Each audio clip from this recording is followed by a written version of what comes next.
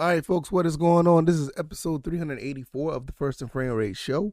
I am VF Baller. Over here, we talk about Georgia Southern and Atlanta Falcons football. Today, we're going to talk a little bit more Coach Clay Helton. I did an episode a while back about is this process too good to be true? But I also want to talk about this ranking that I saw on sportingnews.com. Basically, giving more, support or supplement to his process, in my opinion, because the ranking that they got him is really interesting, and I want to talk about that, and I'll give you my opinions or whatever the case may be. If this is your first time here, welcome. Like I said, First and Frame Rate Show. I'm on YouTube and Rumble. I'm also on Anchor, Stitcher, Spotify. I'm on Apple and Google Podcasts. So if you want to listen to the audio side of the show, it's right there for you to check out. Highly recommend you to subscribe to more than one avenue, just in case if one goes down. It has happened before, and it gets really weird sometimes. Last time my other episode just did not work out properly as far as the visual side of things, so I had to just put up the audio. So like I said, if you have that option if something was to happen to one of the avenues, so hopefully everything's good on this end and we'll keep it rocking and rolling like normal. All right, let's go ahead and get into this. Don't want to take up too much time on your Wednesday. Coach Clay Helton has been ranked, 82nd, which is really interesting. 82nd out of 131 coaches when it comes to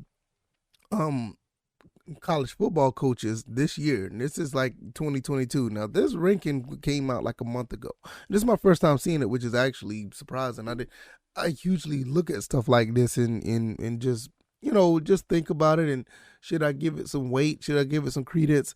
And I was like, you know what? I want to talk about this because Coach Clay Helton has been doing a lot of things since he came to Statesboro. Not only just with recruiting, but just changing the culture and changing ways of doing things football-wise. He's been recruiting more high-profile players. He's been recruiting more players that we thought we would never see. He's been bringing in more transfers. The coaching staff that he's bringing in is like a coaching staff I don't think that Georgia Southern has ever seen. And when I look at this ranking and what this ranking is all about, and compared it to other, not only other coaches, but they actually have the rankings from last season, I can see how this process could put Coach Clay Helton on a mission to do something really, really special, make him want to do something really, really special. Now, like I said, he was ranked 82nd he's ranked 82nd among, other college football coaches out of 131. Now, mind you, last year, he was 25th. So that's a really big drop off from 25 to 82nd.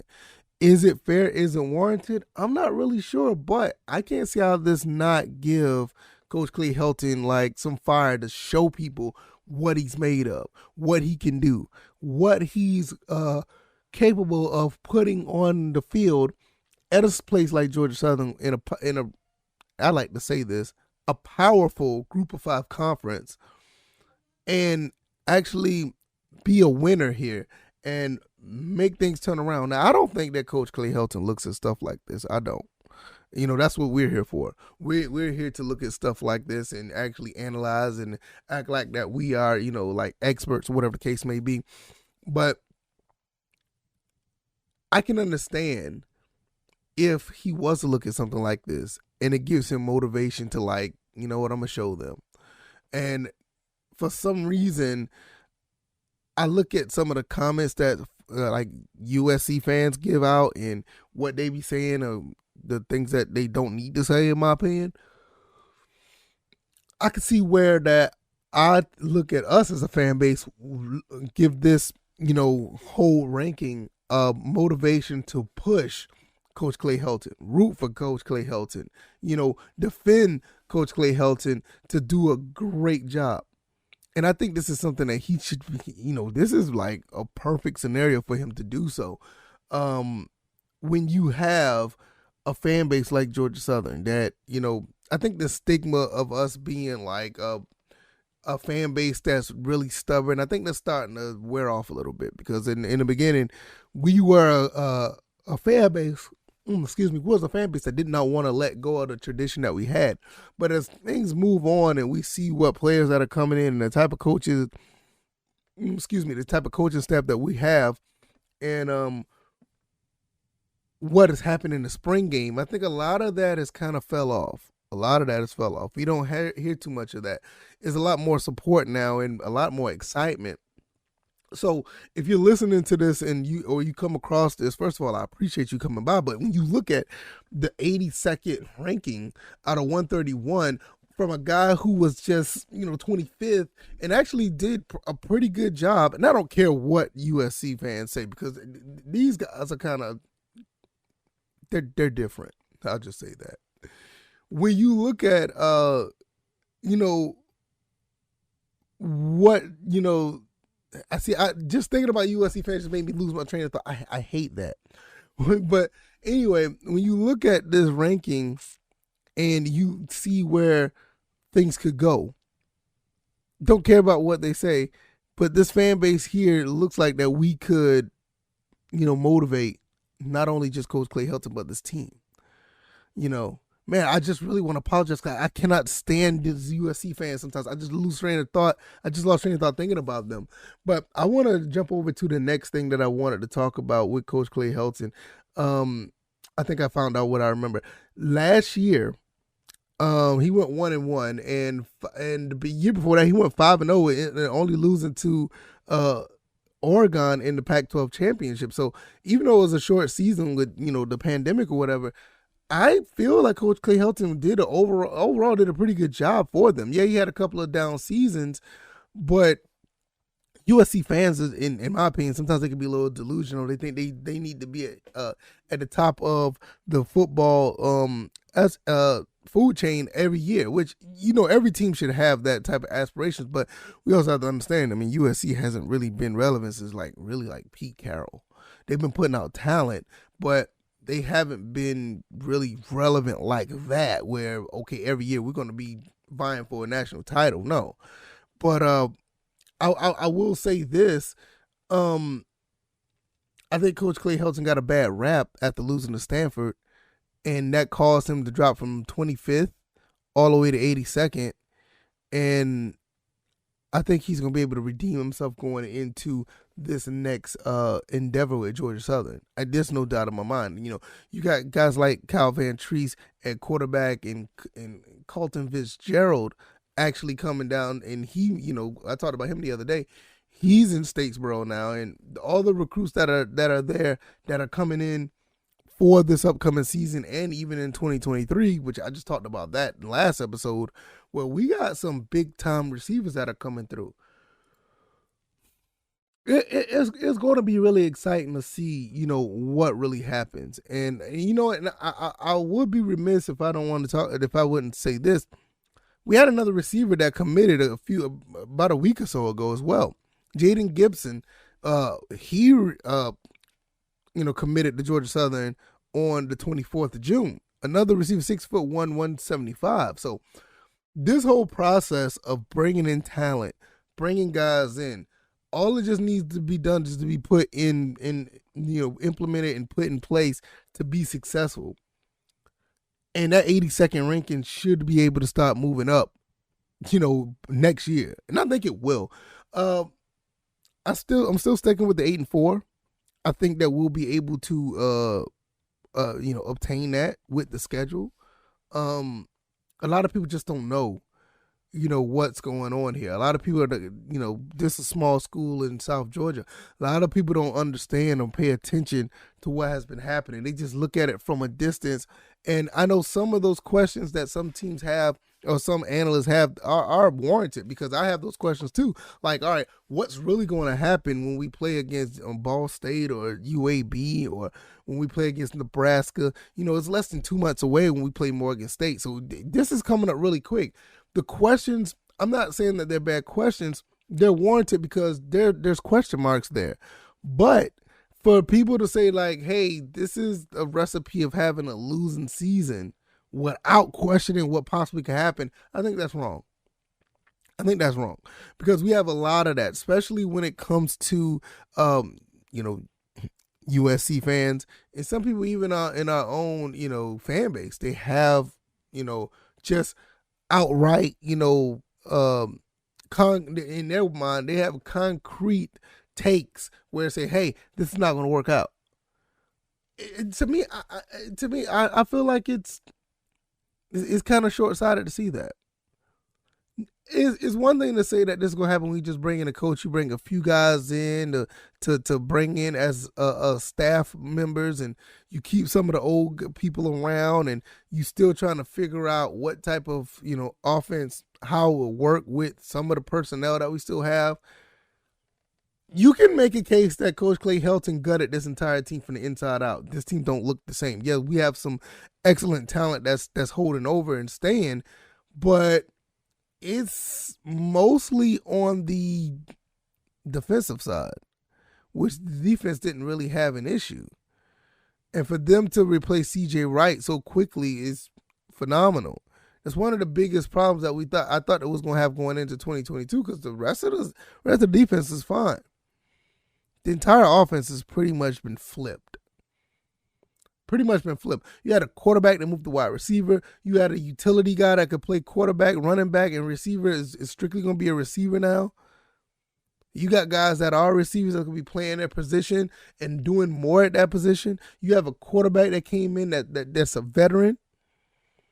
You got two running backs already that really didn't need to do much transition. They just need to do what they normally do. At least two of them. I can name three. So the entire team just looks different. Does that mean that it's a bad thing? You could say it could be a bad thing because everything just needs to gel together, but I don't think this could be done no differently than what it was. And for him to be ranked at 82nd, I feel like this is no more than just it's no more than just motivation. I don't know if any of the players have seen this or paid any attention, or maybe I know this. I know there's some players who watch this show. I know there's some players who listen to this show.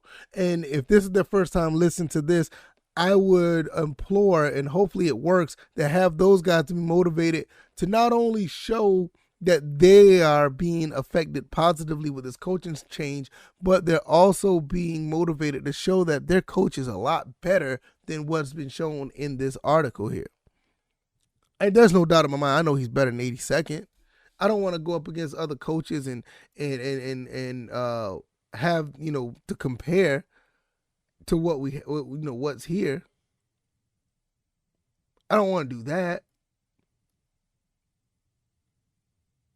I will do one, though. I'm going to do one. They got Scott Frost at 57. We played Nebraska September 10th.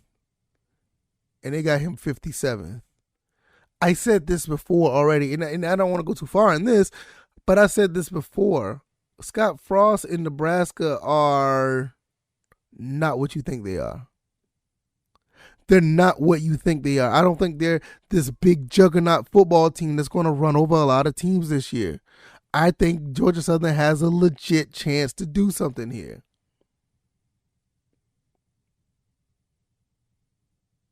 So I'm not of the mindset that this entire article is 100, or these rankings are 100% on point, but I would take this and be like, man, Coach Clay Helton need to knock some doors down. He need to knock some teams in the mouth. This team needs to put, a couple of teams on their back and run straight through them as we go through the 2022 season.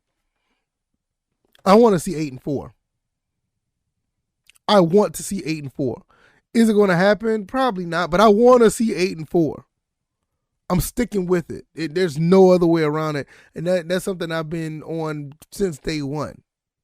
I don't know if you see me on social media, which I need to start putting my social media on the screen for you guys to check me out on Twitter. My Twitter handle is VF Baller. V as in violin, F as in Frank, Baller. Basically, it's short for virtual footballer, which that is a whole nother story within itself one day. VF Baller. But I've been on record saying that I feel like this team could win 8 games It's just gut feeling. I really feel that way. Do I feel like it's going to happen? Yes.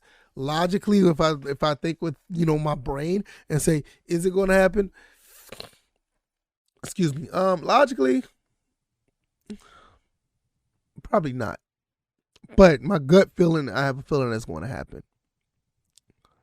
It's just something about it feel like that's going to be the case. But nevertheless, if he does go 8-4, I feel like he should be moved back up into at least the 40s as far as ranking. This ranking is not the end all be all, but it's something to look into, something to think about.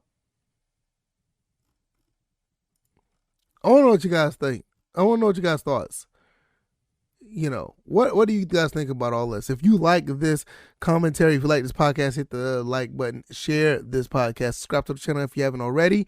On the star chart over there on Apple, give me a 5-star rating. Or give me a higher star rating. Either way, 4 or 5 stars also, will suffice. I think you guys, do a pretty good job of giving me feedback. If there's something that you don't like, or whatever the case may be, let me know in the comment section or in the comment area on the podcast avenue of your choice. I really appreciate you guys. I mean, numbers are continuously moving up. Football season is getting close, so I know a lot of people are getting excited. Like I said, the day is the 6th of July. We're less than 2 months away to watching us play Morgan State. And I want to see that happen. I can't wait to see what this team is capable of. A lot of things are going on with, practice is about to pick up. A lot of things, gonna training. Yeah, I guess you can call it training camp. All that stuff is about to pick up. School is about to start. Look, I think that this, season is gonna be very exciting. Not only for the players, not only for the coaches, but for the fans as well. It's gonna be really cool to see. I will be back on Thursday. Give you another episode. I want to try to talk a little bit Atlanta Falcons stuff, but it's not much going on over there. But either way, whatever's a good topic, I will be talking about that as well. And I will see you guys then. Thank you for all the support. I will see you guys next time. You guys take it easy. Enjoy your Wednesday and be blessed. Peace.